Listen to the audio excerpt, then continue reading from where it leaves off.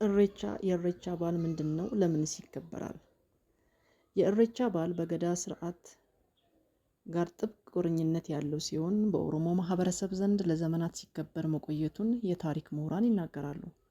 በኦሮሞ ባህል ማዕከል የታሪክ ተመራማሪ የሆኑት አቶ አለማየሁ ኃይሌ ከ16ኛው ክፍለ ዘመን በኋላ የክርስትና እና የእስልምና ሃይማኖቶች መስፋፋትን ተከትሎ የገዳ ስርዓትም ሆነ የእሬቻ ክብረ በዓል እየተቀዛቀዘ መጥቶ ነበር ይላሉ።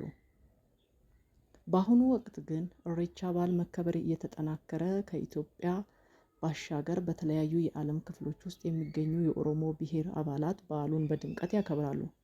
በዋናነት ግን በኢትዮጵያ ዋና ከተማዋ አዲስ አበባ ሆራ ፊንፊኔ፣ በቢሾፍቱ ከተማ ደግሞ የሆራ ሀርሰዴ ከመስቀል በዓል በኋላ ባሉት ቅዳሜና እሁድ ከፍተኛ ቁጥር ያለው ሕዝብ በታደመበት በዓሉ ይከበራል። እሬቻ የምስጋና በዓል ነው። የኦሮሞ ሕዝብ ምድር እና ሰማይን ለፈጠረው ፈጣሪው ዋቃ ምስጋናውን ለማድረስ የእሬቻ በዓልን ያከብራል ይላሉ የማህበረሰቡ ባህላዊ መሪዎች። የኦሮሞ ሕዝብ ከዘመን ወደ ዘመን በሰላም ላሸጋገረው አምላክ ምስጋና የሚያቀርብበት በዓል ነው እሬቻ።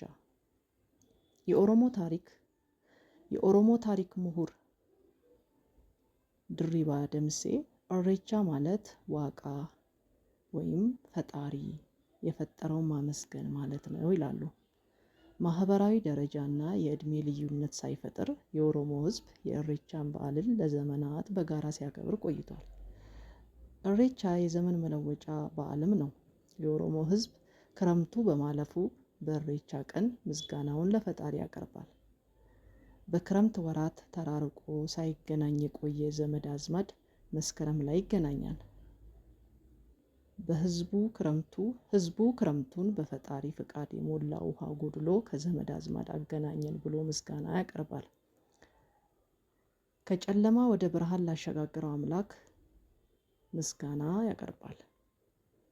የአንትሮፖሎጂ ባለሙያው ዶክተር ገመቹ መገርሳ ክረምት ሌሊት ነው፣ ሌሊት ደግሞ ጨለማ ነው። ጨለማ ለአውሬ እንጂ ለሰው ልጅ አይሆንም።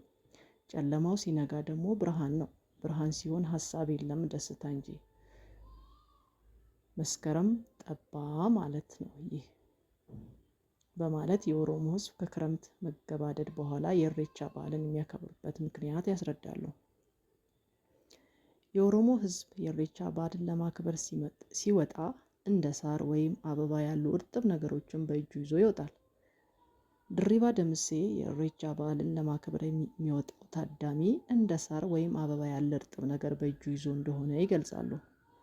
ፈጣሪያችን ሆይ አንተ ያጸደቅከው ነው አብቦ ፍሬ ያፈራው፣ ለዚህም እናመሰግናለን በማለት እርጥብ ነገር ተይዞ ይወጣል ሲሉ የታሪክ ምሁሩ ይናገራሉ። እሬቻ የሰላምና የእርቅ። ድሪባ በእሬቻ በዓል ላይ የኦሮሞ ሕዝብ ለመላው የሰው ልጅ ሰላምና ደህንነትን ፈጣሪውን ዋቃን ይለምናል፣ ያመሰግናል ይላሉ። የአንትሮፖሎጂ ምሁሩ ዶክተር አለማየሁ የተጣላ ታርቆ ቂሙን ትቶ በነፃ ልቦና ፈጣሪ ንጹሕ ወዳደረገው የውሃ አካል ይሄዳል። እሬቻ ቀልብ የሚነጻበት ቦታ ነው ይላሉ። መልካና ቱሉ። የእሬቻ በዓል 2 ጊዜ ይከበራል።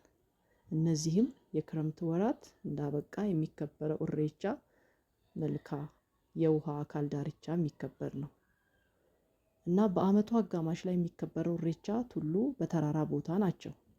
የታሪክ ባለሙያው እሬቻ መልካም የምስጋና በዓል ሲሆን እሬቻ ቱሉ ደግሞ የኦሮሞ ሕዝብ ፈጣሪውም የሚለምንበት በዓል ነው ይላሉ። በበጋው የፀሐይ ሀሩን ሰው እና ከብት በሚቃጠልበት ጊዜ ዝናብ ወቅቱን ጠብቆ እንዲዘንብ የኦሮሞ ሕዝብ ወደ ተራራ ወጥቶ ፈጣሪውን ይለምናል። ተራራ ላይ ተወጥቶ ሲለመን ፈጣሪው ቶሎ ይሰማል የሚል እምነት አለው ይላሉ።